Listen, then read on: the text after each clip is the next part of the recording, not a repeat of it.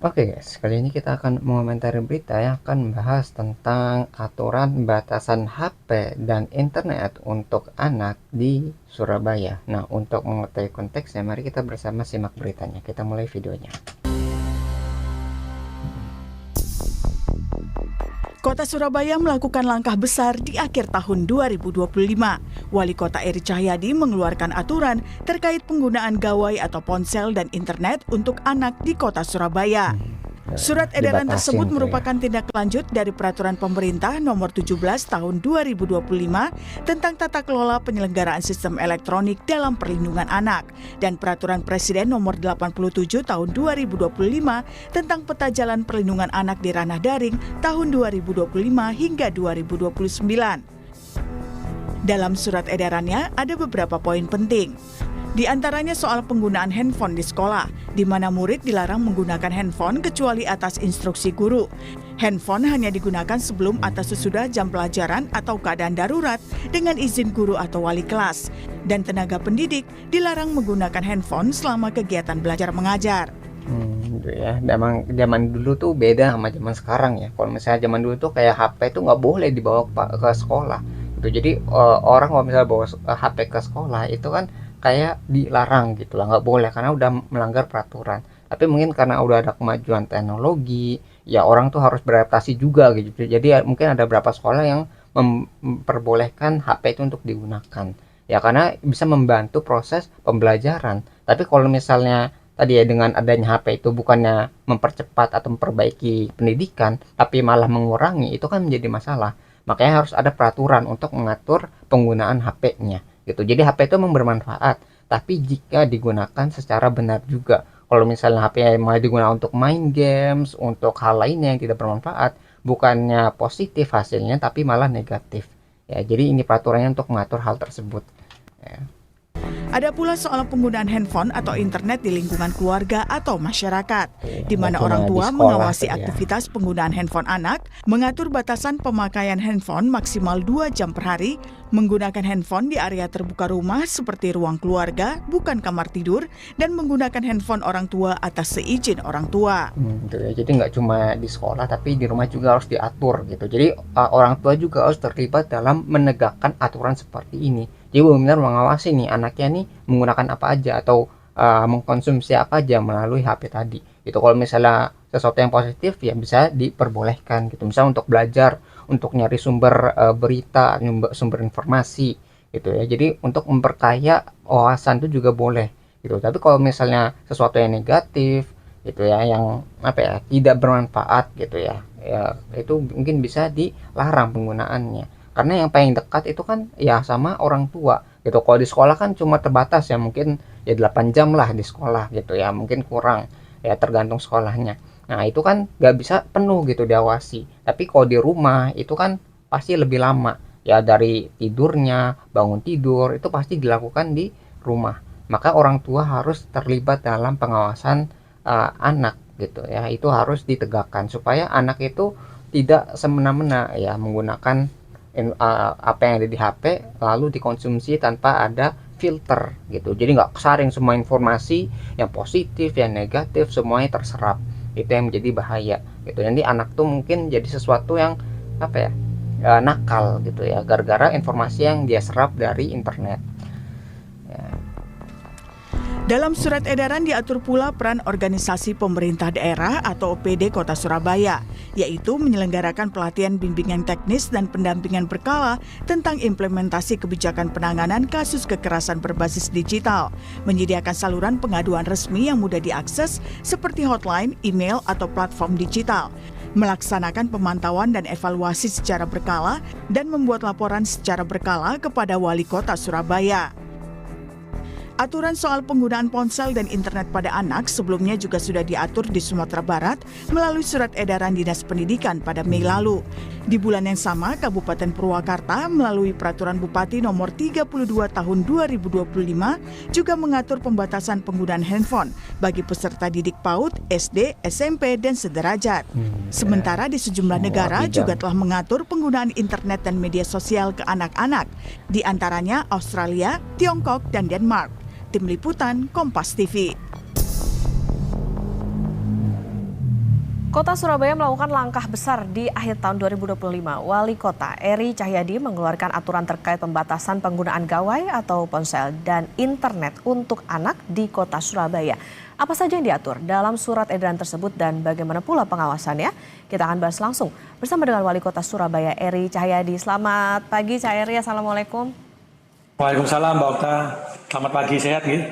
Sehat, Alhamdulillah. Cak Eri, Alhamdulillah. menarik, ini jadi gebrakan untuk pembatasan gawai. Apa sebetulnya alasan dikeluarkannya aturan ini dan siapa saja yang terlibat dalam pembahasan aturan tersebut? Jadi ketika kita melakukan pembahasan ini Mbak, itu kita melihat ya ketika ada geng motor, anak-anak balap liar yang ditangkap oleh Polres yang kita selalu lakukan pembinaan-pembinaan itu. Kita lihat semuanya pergerakan itu dilakukan dari janjian yang melalui HP. Jadi kelompok-kelompok ini bertemu, ada kelompok macam-macam, itu satu, sehingga ikutlah ke dalam geng motor, dalam balap liar.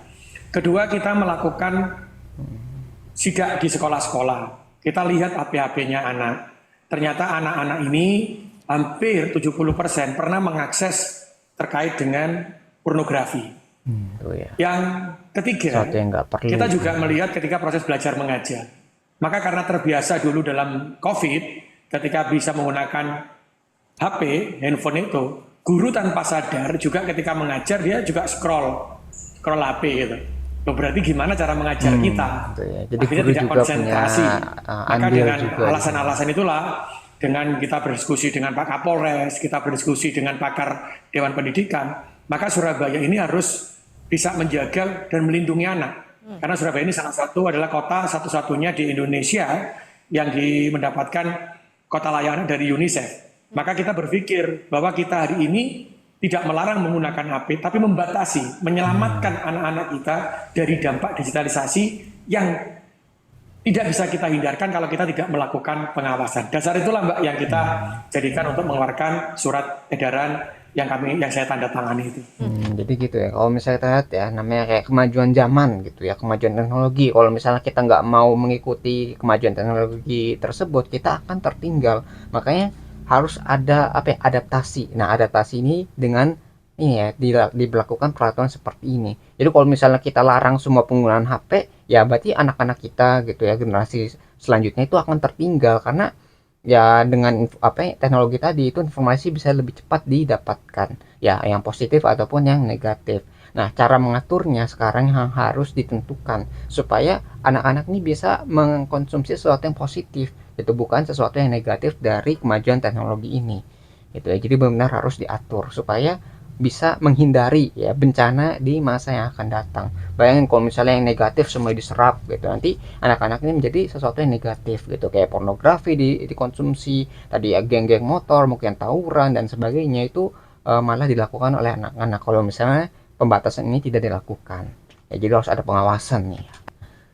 Artinya fokusnya adalah bagaimana ini membatasi kebiasaan untuk membuka gawai tersebut. Berarti gini, ada nggak Cak soal misalnya riset keterkaitan antara bahaya dari kecanduan itu dengan prestasi anak-anak sekolah di Surabaya misalnya? Ada korelasinya nggak? Jadi kita sudah melakukan pembahasan ya, juga perhitungan yang dilakukan dengan kajian-kajian sudah dilakukan.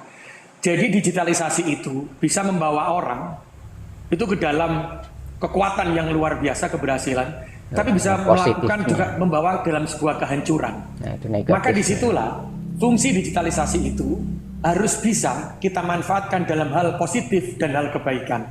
Ketika anak-anak yang menggunakan, maka anak-anak ini belum bisa menentukan. Maka dia akan terbiasa dengan kebebasan yang ada di handphone belum itu. Dewasa. Karena itulah kita membatasi, bukan melarang. Sehingga apa? Seorang guru, pemerintah kota, juga orang tua harus melakukan pengawasan. Jadi contoh aja lah, kalau kita tidak melakukan handphone, kita ada motor. Motor ini bagus dibawa ke sekolah, tapi dia digunakan untuk anak bawah umur tidak bagus karena dia tidak punya mental yang bagus, akhirnya terjadi balapan kebut-kebutan. Sama dengan seperti handphone. Handphone ini kalau orang tua hari ini kalah canggih dengan anaknya, tidak melakukan pengawasan, maka dia tidak tahu membuka histori seperti apa. Sehingga anaknya menggunakan itu semua. Anaknya lebih pandai sekarang hari ini menggunakan handphone. Maka orang tua di Surabaya kita juga lakukan dengan sekolah orang tua hebat. Jadi anak-anak yang remaja, orang tuanya kita aja, anak-anaknya juga kita aja. Juga kita lakukan bagaimana pelatihan orang tua untuk membuka histori. Maka peran kami adalah ingin menyampaikan, handphone tidak bisa menggantikan peran orang tua. Karena anak-anak hari ini kurang sosialisasi karena setiap itu pegang HP di dalam kamar. Sehingga tidak ada sosialisasi, kurang komunikasi, kurang sosialisasi kepada teman-temannya yang ada di perkampungan. Sehingga tidak ada yang namanya guyub rukun, tidak ada namanya kedekatan. Dan inilah yang dari riset-riset itulah yang kita lakukan. Maka kita tidak melarang, tapi kita membatasi bagaimana orang tua mengawasi di rumah, bagaimana guru mengawasi di sekolah, bagaimana pemerintah kota membuat regulasi. Sehingga anak ini terselamatkan, masa depan bangsa ini, masa depan kota Surabaya ini ada di tangan anak-anak kita. Kalau hari ini kita tidak menjaga itu semuanya, maka tinggal tunggu kehancuran anak-anak yang tidak memiliki mental yang bagus, yang tidak memiliki mental yang kuat, karena pengaruh dari handphone ini. Jadi emang benar gabungan dari semua orang yang memiliki kepentingan, dari pemerintahnya, dari gurunya, dari orang tuanya, dan dari anaknya. Semuanya itu harus bisa bekerja sama dengan baik. Jadi semuanya harus terlibat nih, dari pemerintah yang buat peraturan, orang tua yang mengasuh anaknya, guru yang saat mengajar di sekolah, dan anaknya ini yang sebagai targetnya gitu, supaya bisa diatur nih bagaimana informasi itu bisa diserap dengan baik, yang positif tentunya, yang bukan yang negatif, ya supaya nanti masa depannya itu bisa menjadi sesuatu yang positif juga. Jangan sampai gara-gara internetnya kan banyak nih informasi, ya ada yang positif sama yang negatif, ya kalau misalnya nggak difilter dengan baik, nanti anak ini akan mengkonsumsi hal-hal yang negatif tadi gitu, sehingga kelakuannya, perbuatannya itu menjadi sesuatu yang negatif juga gitu ya. Dengan tadi yang negatif itu kayak nonton pornografi, terus mungkin tawuran, ada yang balapan liar dan sebagainya gitu, karena itu memudahkan akses gitu ya, akses yang positif ataupun yang negatif. Makanya harus diawasi dengan baik ya, apalagi anak kecil gitu yang belum dewasa ya pemikirannya, itu akan lebih mudah untuk mengikuti apa yang ada di sana ya, entah itu positif ataupun negatif ya, makanya harus diawasi. Contoh nih, kemarin kami juga dengan Densus 88. Salah satu yang terpapar, jadi kita pantau, dan ternyata melalui handphone itu, HP itu, maka anak ini membuka bagaimana dia tertekannya, bagaimana anak ini akhirnya belajar membunuh, belajar menyakiti, dan orang tuanya ketika bertemu dengan kita, mereka tidak percaya. Tidak mungkin anak saya baik ini. Setelah kita bukakan, kita ambilkan datanya, baru orang tuanya, loh kok jadi begini ya? Nah berarti apa? Orang tuanya selama ini, ngapunten, orang tuanya bekerja, orang tuanya keluar, tidak pernah anaknya digantikan dengan HP. Nah ini yang saya ingin membatasi, bahwa HP tidak boleh menggantikan peran orang tua, karena orang tua diberikan rahmat, akal pikiran oleh Gusti Allah, hatinya terikat dengan anaknya, tidak bisa digantikan oleh digitalisasi. Oke, ada pengawasan terkait dengan konten juga tentu di sana. Cak Eri, yang menjadi sorotan juga gini, mungkin ada alasan tertentu begitu ya, orang tua untuk memberikan handphone misalnya untuk komunikasi begitulah katakan, kemudian juga untuk keterampilan anak bisa dibilang gitu. Nah, tapi mekanismenya nanti seperti apa supaya bisa imbang nih gitu antara pemakaian untuk manfaat dari gawai tersebut dengan yaitu tadi yang dihindari karena penggunaan gawai misalnya kecanduan dan lain sebagainya. Mekanismenya seperti apa nantinya? Jadi kalau di dalam sekolah sudah pasti, karena di dalam sekolah itu kita batasi, kalau jam pembelajaran maka tidak boleh menggunakan HP. HP-nya diberikan ditaruh di loker atau tidak boleh dibuka. Yang guru juga tidak boleh memegang HP pada waktu mengajar, sehingga gurunya juga konsentrasi, tidak nyekrol medsos begitu. Itu yang harus ada komunikasi timbal balik antara si guru dengan murid, sehingga ikatan antara orang tua dengan anak akan terikat betul. Yang kedua, kalau di rumah, maka ketika dia menggunakan HP, silakan. Tapi orang tua harus bisa memantau. Orang tua harus bisa menjaga. Mereka ini adalah aset penerusnya orang tua. Orang tua masuk surga atau tidak, itu salah satunya dari anak yang soleh, yang mendoakan orang tua. Maka jangan sampai anak ini terpapar dengan kegiatan-kegiatan negatif yang ada di handphone. Maka apa? Ya orang tua harus tahu. Jadi orang tuanya harus ngecek HP-nya, pernah historinya seperti apa, cara membukanya seperti apa, dilihatlah. Orang tua jangan membiarkan anak memegang HP tapi tidak menjaganya, tidak mengawasinya. Sehingga kalau terjadi permasalahan, anak ini ikut kegiatan negatif, orang tuanya mengatakan, loh akhirnya terlambat, loh kok begini, loh kok begini, terlambat. Ya. Karena mereka ini adalah anak kita, cerminan dari sifat kita. Maka kalau orang tuanya cuek, anaknya juga cuek, tapi jangan dihilangkan, tapi tolong diawasi karena mereka belum cukup umur untuk melihat apakah ini baik atau tidak, dan dia mudah untuk terkontaminasi. Karena itulah peran orang tua itu adalah menjaga anak-anaknya, mengawasi anak-anaknya. Yang tadi saya bilang, HP tidak bisa menghilangkan peran orang tua, tidak bisa menggantikan peran orang tua. Itu maksudnya. Ya, jadi kayak benar orang tua tuh harus membimbing gitu ya, anaknya tuh harus mengonsumsi apa. Itu kalau misalnya nggak dibimbing ya anak akan menyerap segala informasi yang ada di internet, entah itu positif ataupun negatif. Kalau positif nggak masalah, tapi kalau negatif ya orang tuanya bakal kebingungan juga kenapa anaknya bisa seperti itu. Makanya minimal orang tuanya itu harus tahu anaknya tuh mengkonsumsi apa melalui HP-nya. Ya kalau misalnya positif ya mungkin bisa diperbolehkan. Tapi kalau misalnya ada yang hal yang negatif, itu bisa diberitahukan bagaimana cara meresponnya gitu. Misalkan ada tindakan kekerasan, itu diresponnya bagaimana supaya anak ini tidak terpengaruh oleh kekerasan tadi. Gitu, kekerasan ada, tapi bagaimana cara meresponnya itu yang harus diberitahukan kepada anak tadi. Karena anak tadi tuh nggak tahu tuh kenapa bisa terjadi kekerasan. Ya harus dijelaskan kenapa kekerasan itu terjadi itu dan sebagainya supaya anak ini bisa terbimbing gitu. Jadi nggak sembarangan lah informasi bisa masuk begitu saja kepada anak yang kita miliki, yang kita punya gitu. Harus diasuh dengan baik lah. Orang tuanya juga harus bertanggung jawab makanya. Orang tua membatasi penggunaan handphone anak di rumah maksimal 2 jam per hari. Nah, ini untuk bisa memastikan pengawasannya tepat begitu, seperti apa Cairi nantinya? Jadi kita meminta orang tua tadi, kita kan ada sekolah orang tua hebat, maka di Surabaya itu ada Kampung Pancasila. Kampung Pancasila itu adalah di setiap RW, itu adalah satu, warganya memilah sampah contohnya. Yang kedua adalah keterikatan antara anak-anak di dalam kampung itu, harus ada sosialisasi. Ketiga adalah salah satunya orang tua mengawasi terkait dengan anaknya. Jadi Kampung Pancasila itu bayangin aja sekarang, ada anak geng motor, keluar malam, dia pamit sama orang tuanya nggak pernah tahu anaknya di mana, dipegangi HP itu Mbak, tapi nggak pernah ditelepon, nggak pernah ditanya. Bahkan saya pernah malam hari jam 1 malam bertemu dengan anak-anak itu, saya pegang HP-nya, saya buka, loh kok gini isinya, saya telepon orang tuanya malah bangun kaget loh. Siapa Wali, Mas Wali gimana? Loh Bu, jenengan buat Pak, jenengan nggak nyari buatan cari anaknya. Anak saya sudah saya cari di rumah temannya. Saya tunjukkan, saya recall iki loh.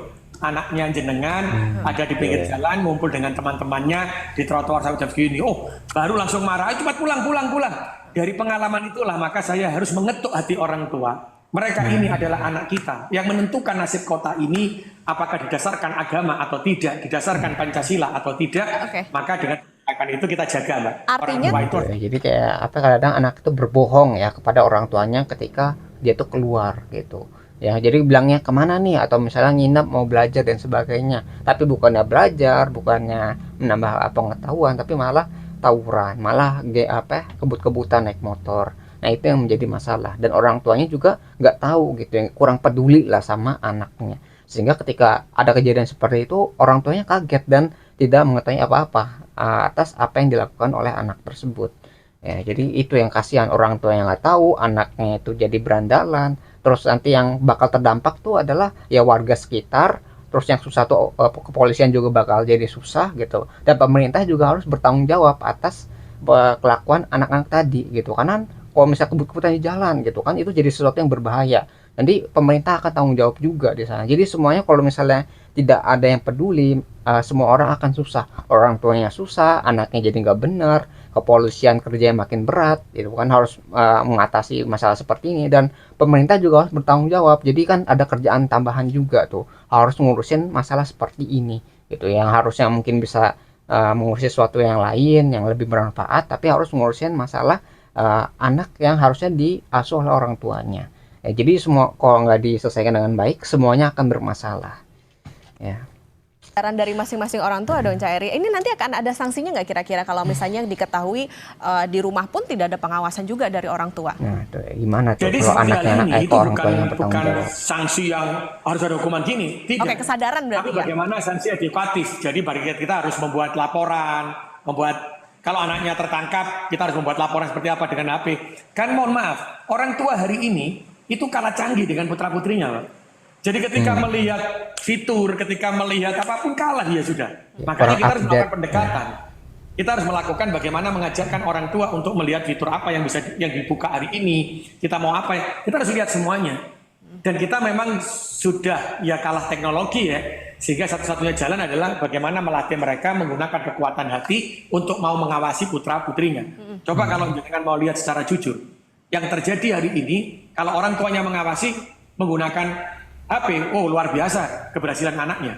Tapi ketika yang tidak mengawasi, mohon maaf, ketika ada kegiatan geng motor, ketika ada kegiatan narkoba, kegiatan yang seperti kegiatan itu, itu yang pasti orang berbahaya. tuanya tidak pernah mengawasi penggunaan HP-nya. Karena anaknya bermainnya lewat HP tadi. Cak Eri, tapi ini kan aturan sudah ada di sosialisasi belum sebelumnya, atau misalnya ketika proses digodok begitu, sudah adakah yang menyampaikan keberatan begitu? Tidak, kita sudah sampaikan komunikasi itu, kita sampaikan sosialisasi itu. Dari berdasarkan itu kita sudah sampaikan kumpulkan orang tua yang ada di setiap sekolah. Jadi kita mengumpulkan orang tua itu di setiap sekolah. Karena itulah saya sampaikan, hari ini untuk kepentingan negara ini, hari ini untuk menyiapkan pemimpin di masa yang depan, yang dia punya kemampuan luar biasa, dia harus memiliki agama yang kuat. Maka pemerintah tidak boleh kendor dalam melakukan ini. Pemerintah kota juga tidak boleh takut. Tapi bagaimana sekarang mengajak semua orang untuk menyelamatkan anak bangsa yang akan menjadi pemimpin di kemudian hari. Maka tidak bisa kita menampung semuanya. Ada yang setuju, ada yang tidak. Tapi harus kita lakukan edukasi itu. Karena apa? Mereka akan menyadari kepentingan itu adalah untuk kepentingan keluarganya sendiri, keluarga kita sendiri. Kita menyelamatkan keluarga kita, menyelamatkan anak-anak kita. Dari mana? Dari peran orang tua. Dan dari peran pemerintah yang mengajak orang tua untuk mengawasi putra-putrinya. Itu yang kita lakukan hari ini, Pak. Ya, Oke. jadi memang peraturan jangka panjang lah. Ini dampaknya mungkin baru bisa dirasakan 5 tahun sampai 10 tahun berikutnya. Karena ya nggak bisa dilakukan sekarang gitu. Kalau misalnya sekarang diberlakukan ya peraturannya, kita nggak bisa dapat dampaknya sebulan ataupun 2 bulan. Ya, jadi benar-benar jangka panjang nih. Ketika mungkin sudah lulus, ya udah dewasa, baru nanti kita bisa melihat, wah ini anak-anak yang mengikuti peraturan nih. Jadi konsumsinya tuh benar-benar bisa dibatasi, yang positif saja gitu. Sehingga yang negatifnya itu bisa dikurangi ataupun diminimalisir sebesar mungkin gitu ya, supaya dampaknya itu nggak terlalu berasa gitu dengan kemajuan teknologi ini ya. Jadi dampaknya masih 5 ataupun 10 tahun berikutnya, ketika orang-orang ini anak-anak ini ya, khususnya para pelajar ini itu udah dewasa gitu. Karena ya dari kecilnya itu udah baik, dididik secara baik, itu mereka akan punya fondasi yang kuat juga gitu. Jadi fondasi yang baik itu akan melarang atau mengurangi potensi dia itu akan berbuat sesuatu yang negatif ya. Jadi anak yang baik dididik dengan baik, dia akan punya kekuatan yang baik juga ya. Jadi bisa bertahan tuh dari orang-orang yang ada di sekitarnya ya. Itu harapan kedepannya lah ketika peraturan ini tuh diberlakukan. Maksudnya baik aturannya, tentu harapannya begitu. Jadi tidak hanya dari pengawasan dari sisi anak saja ataupun juga guru di sekolah, tapi juga orang tua juga perlu ikut berperan. Tadi yang menjadi highlight adalah membatasi, bukan melarang penggunaan gawai. Terima kasih Wali Kota Surabaya, Cak Eri Cahyadi, sudah bersama di Sapa Indonesia Pagi. Ya, jadi itu yang mungkin bisa kita pelajari dari ini ya, pembahasan tentang peraturan pembatasan dari penggunaan HP dan internet bagi anak di Surabaya. Nah, kalau misalkan tertarik dengan sumber beritanya, link sudah saya cantumkan di deskripsi video. Nah, mungkin sekian yang bisa saya sampaikan. Semoga video bisa bermanfaat. Kurang lebihnya mohon maaf. Kita ketemu lagi di bahasan selanjutnya, insya Allah.